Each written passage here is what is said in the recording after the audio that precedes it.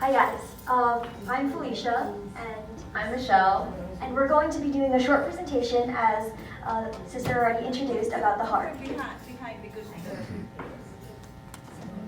So the heart is one of the most important organs of our body. It beats and it pumps blood around the body. It pumps oxygenated blood, which means that it pumps blood that is rich in oxygen, which is something that we really need. And the human body has an average of 5 liters of blood circulating around your body. And the heart does the job of filtering all this blood, giving it oxygen so that you can breathe and that your tissue, which is what your body is made up of, can function properly. Okay, now we're going to give you a little bit of info and knowledge on the parts of the heart and the different separate chambers. These are called 4 chambers. So as said before, our heart has 4 chambers: the right atrium, the right ventricle, left atrium, and left ventricle. And this is like a front view, which is why if you look, the right atrium is on your left side. So the right atrium receives deoxygenated blood from the body, which is oxygen poor blood, and it receives it from the upper and the bottom parts of the body, and it pumps it to the right ventricle. And then it goes from the right ventricle to other parts of the body and blood vessels, and then eventually it'll make its way to the left atrium, which receives oxygenated blood from the lungs, and that will go to the left ventricle, which will then pump blood to the rest of the body. Okay, so who can give me a recap of all of that? Do you guys know what's going on with the atriums? Well, to make the presentation. More realistic? Do we have a heart model? Yes, Oh, let's okay. say this is a heart, okay? Yeah. The So, artistic, huh? A heart doesn't really look like this. It's actually different shaped. It's more like a big blob of Play-Doh, if you will. It looks like this.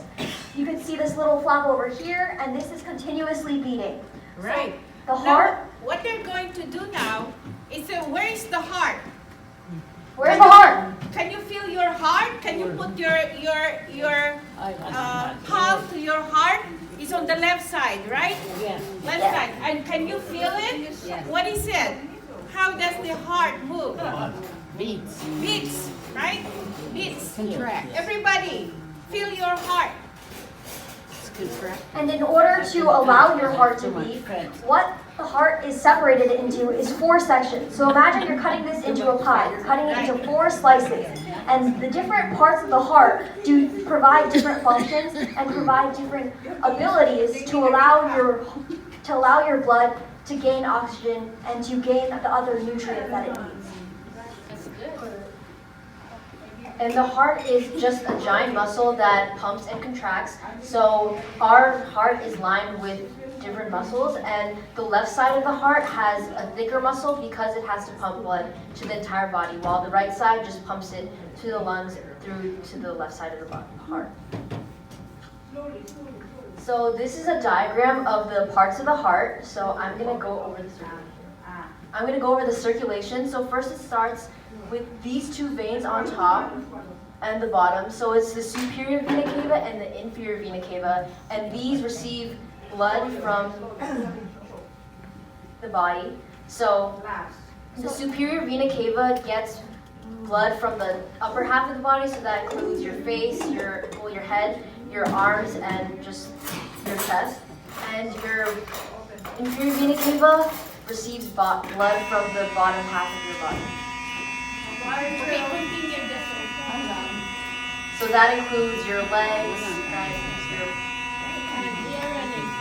so it starts from the superior and inferior vena cava, and this gives deoxygenated blood to the heart, and it goes through here to the right atrium, which then goes through the tricuspid valve, which is there are many different valves in the heart, and they make sure that there isn't backflow of blood.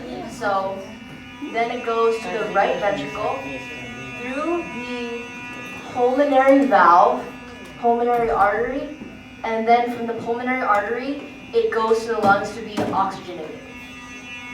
Okay, so from the diagram, you see a lot of little marks over here. They look like fingernails and toenails, but They're actually valves. So as Michelle said before, just doing a little recap, what a valve is it's a little bit of flesh that prevents blood from traveling backwards. If your blood traveled backwards, then all the blood with oxygen and all the blood without oxygen would mix together. And then your body wouldn't have enough oxygen to continue its normal functions. So that's why these little toenail and fingernail things exist. That's why the valves exist. So as the blood will not flow backwards. And after the blood, the deoxygenated blood that's already been used up by the body, travels through the pulmonary artery. What pulmonary means is lungs. Pulm is a Latin root word, and pulm means lung. And so it travels through the pulmonary artery to the lungs, where it will receive oxygen and become oxygenated. And you can see that there's two pulmonary arteries because there's obviously two sides of the lungs. And fun fact, the side that the heart is on only has 2 lobes on your lung, while the side without your heart has 3 lobes. That's because one lung has to make space for the heart, while the other side is just unobstructed lung. And after you go through the pulmonary artery, you return to the pulmonary vein. So blood flowing away from the heart is always an artery, and blood flowing towards the heart is a vein. So that's how you can differentiate between an artery and a vein, which Michelle will explain and elaborate more on later.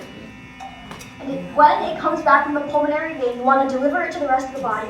So it goes through the left atrium, through the mitral valve, also called the bicuspid valve because it has 2 cups, and into the aortic valve, back to the body. So all the different parts of the heart work together to provide your body with the oxygen, the nutrients, the iron, everything your body needs. So our body is made up and it has a bunch of different blood vessels, and there are 3 main types. So we have arteries, veins, and capillaries. So to differentiate between arteries and veins, as Felicia said before, is arteries carry blood back to the heart, arteries carry blood away from the heart. So you can memorize that by artery starts with an A and so does away. And then veins carry blood to the heart. So usually arteries carry oxygenated blood except for the pulmonary artery because it carries deoxygenated blood to the lungs. And the vein that carries oxygenated blood is the pulmonary vein. And then capillaries are the tiny little blood vessels that connect the arteries and veins, and they have thin walls so that it can have nutrients and oxygen that go to the tissues. So the aorta is the largest artery in our body. It's very important because it branches out into the other major blood vessels that carry oxygenated blood to our body, which is how our cells can function. So aside from understanding the parts of the heart, the function of the heart, we also want to know how to keep the heart healthy. And first we're going to introduce to you a couple of diseases. Diseases are illnesses, and you don't want them. Diseases will harm your body and they will hurt your body. So in order to prevent diseases, you first have to understand what they are, how they work, and how they originate. So the first disease we're going to introduce to you is coronary artery disease. This happens when the coronary artery, an artery that delivers blood and nutrients to the heart itself, becomes blocked. So the blockage of coronary arteries is blocked by plaque. This is why you don't want to eat too many fatty things, too many fries, McDonald's, Burger King, all of that is bad because it will create plaque that will block your heart, aside from various other detriments. So the buildup of plaque is a soft, but when it's built up, and in layers, it creates a blockage, and it doesn't allow blood to pass through the heart. So the effect of this, Michelle will elaborate on. Well, since the heart is an organ itself, just like any other organ or tissue, it needs blood and oxygen and all the nutrients. So when there's a blockage and it doesn't get the oxygen, then it can die. And this can result in things like a heart attack or cardiac arrest. So what do you guys think will happen when your body isn't receiving blood? What's the importance of blood? Does someone have an answer or a thought? A thought. What happens when the body doesn't have blood? They bury you.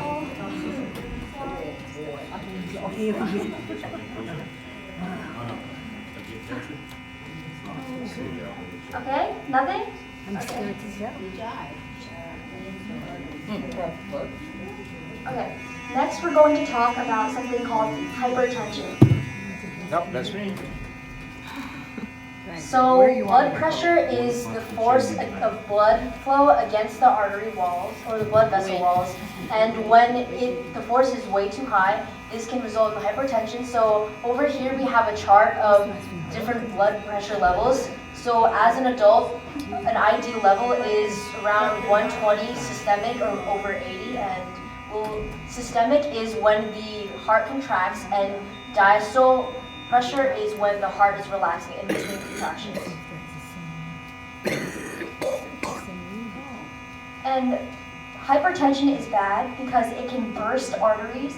When the pressure is too high against something, imagine Michelle is the wall and I'm pushing against her. The blood is constantly pushing against the wall.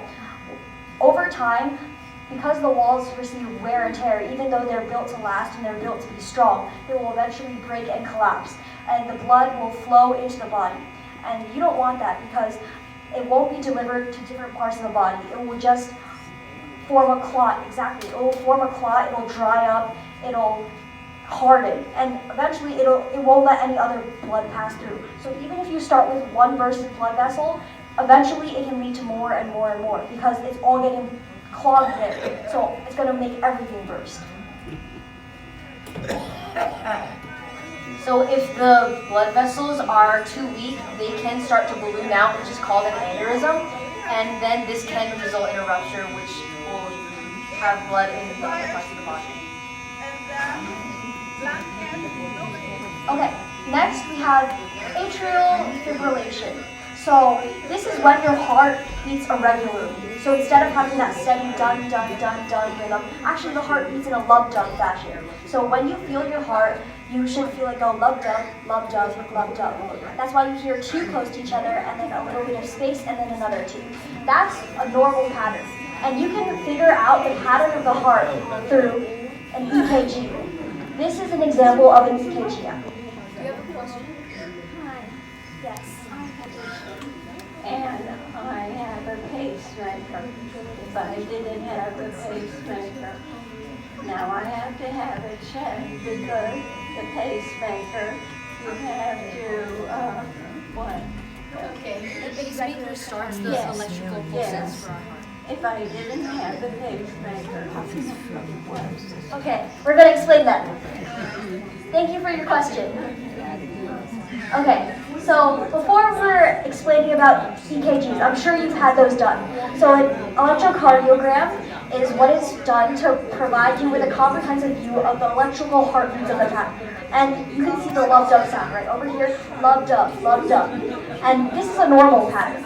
And if you have an irregular heartbeat, it will show up something like this or something even more weird. So it doesn't look normal, it doesn't look orderly, it looks weird, disarranged, and that's what happens when your heart or the sinoatrial node is not sending the signals that it needs to.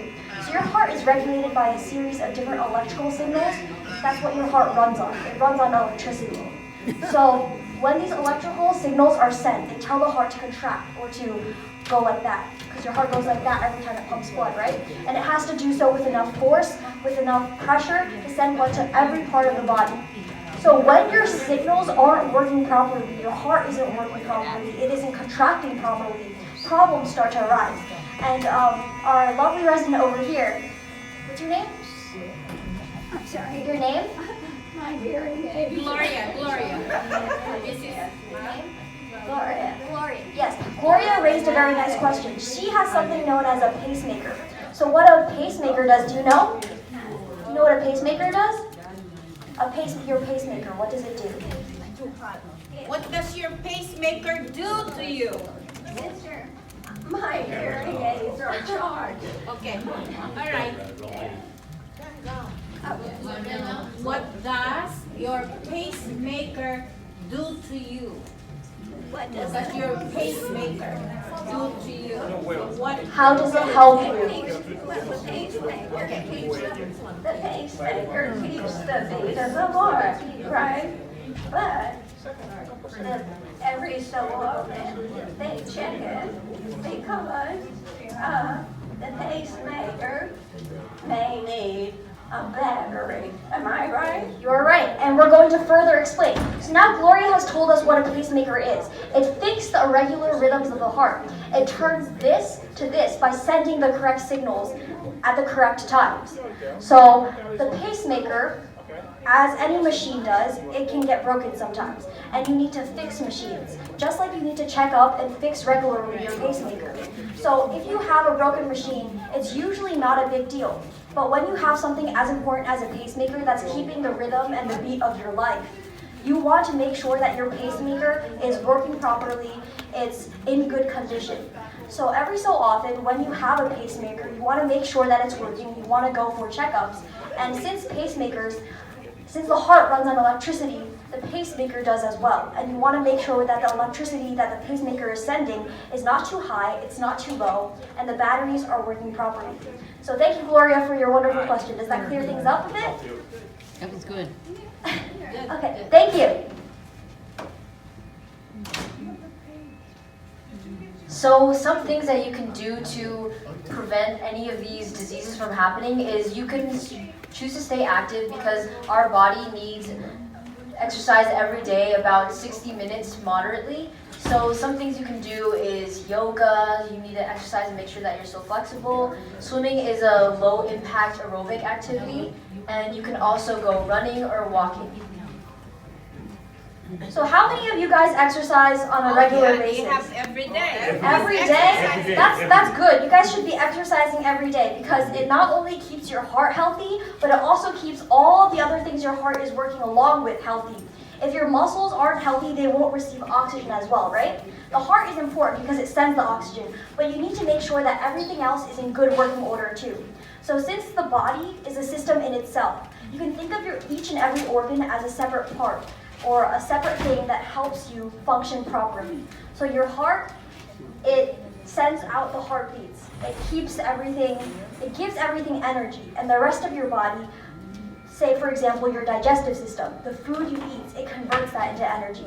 Your muscles, it keeps you moving, it keeps you healthy, and it uses energy in order to help you function, keep you fit, exactly. And so exercise benefits every part of the body. And now that you guys may have a little bit of trouble moving or a little bit of hardships, it might be beneficial to consider low impact activities. So Michelle is going to explain what low impact activities are. Low impact is just something that doesn't have too much strenuous exercise, which is something that just puts strain on the body and the heart, which can be bad because it can cause things like hypertension and other diseases. So just low impact is something that you can do every day and it doesn't require too much energy. Exactly, and low impact is also not as hard or as strenuous on your body. So for example, if you're jumping up and down like this, right, it's going to cause a lot of pressure on my knees, a lot of pressure on my joints, on my muscles. So for low impact activities, it's something that's not as stressful, but still gives your body the workout and the fitness that it needs to continue. So exercising every day, I applaud you guys all. You guys are all doing a very good job exercising every day. That's a good thing. Yeah, and they use only like a compressor, like Yeah, that's good. Yeah, they do. Good job, guys. Keep it up. Oh, Jesus, Mary Joseph. Could have stents in your heart. Yeah. Along with exercise, Do you guys want to know about stents? Yes, Okay. Do you have stents? yes. Okay, we're going to consult you on what stents are. What's your name? Well, I've had 3 heart attacks and 2 strokes. So I needed a little bit helper. So then they start putting the stents into my heart. And here I am. Yeah, okay. So do you want to know a little bit more on what stents do and how stents help you? Yeah, it's still there. Okay, so we're gonna give you guys all a little bit of information on what stents are. So before we talked about different types of heart diseases, and we also talked about hypertension. Hypertension is when blood pressure is too high.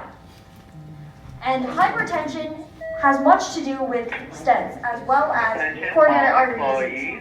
So what stents do is they keep your heart, the arteries in your heart and the veins open. So if you have blockage or plaque over here, it flattens the plaque and it makes sure that there's no blockage.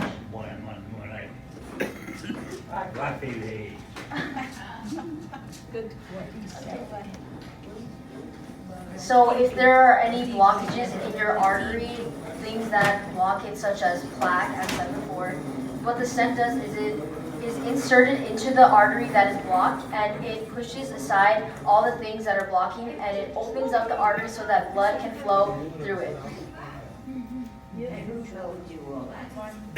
So along with exercise, some things that we can do is having a healthy diet, because what you eat can benefit you or hurt you depending on what it is. So some things that you should be eating are your fruits and your vegetables. Some vegetables include broccoli, cauliflower, Brussels sprouts, and fruit, watermelon, pineapple, apples. And it's also important to note the portion that you should be consuming.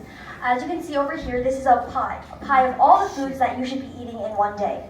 So, of course, you shouldn't be eating all of this. You should be eating each a little bit every day. And you can see that grains and vegetables are the basis and the main components of your diet. Meats are secondary, as well as various sources of dairy and fruit. All of these have to be not just, you don't just have to eat them. You have to eat them properly. You have to eat nutritious foods. You have to make sure the food you're picking is not harmful. And snacks should be kept to a minimum. So if you have all of these things in moderation, in a proper amount, then you will stay healthy. And this combined with diet will ensure a healthy body. Yeah, it's important to make sure that you have a balanced diet of all these things in every day, because if you were to eat, let's say, fruit every day, then you wouldn't be getting all the nutrients such as protein, which you would get from meat. So it's important to get all the nutrients so that your body can turn that into energy. Okay, lastly, this is our final talk. It's about why you should cut down on sodium and sugar. Does anybody have any thoughts as to why sugar or salt might be not too good for you to consume in high quantities? I heard someone say diabetes. I'm not on diet. Okay, yeah, but diabetes is certainly a big problem. So that relates with sugar. When you consume too much sugar, your body can't process it, and that has to do with the liver. But sugar and salt also affect the heart in ways that, like hypertension, going back to hypertension, when the salt to water ratio in your body is imbalanced, it causes your blood to become either thicker or thinner. And depending on the concentration of salt to water, it will cause either hypertension or hypotension. Hypertension is when it presses too much against the walls. I'm pressing like this. I'm right up against it. And hypotension is when the blood don't even fill the arteries because there's too little of it. And too little blood is also not ideal, because when you don't have enough blood to supply and you don't have enough pressure flowing through the body, the heart needs to work harder. It needs to pump harder to get the blood everywhere. So in order to maintain a proper Maybe blood battery. Could check the phone.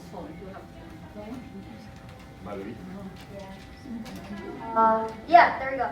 In order to maintain a proper blood pressure, you should keep in mind the levels of sodium and sugar you are consuming. I know you guys are tired of listening to us talk, so we have a small activity for you guys to do. We know that today is Valentine's Day. A lot of you guys are dressed in red, so we would think it would be a great idea if you guys could make some Valentine's Day cards and try to incorporate a heart theme into it. Maybe instead of drawing a traditional a traditional heart like this, we could pull up a reference image and you could draw It's gonna be hard to, wait a minute, it's hard to. what a real heart looks like instead this year on your Valentine's Day card. And you can send them to your children, your grandchildren, your friends, your family. Are you guys interested in the activity?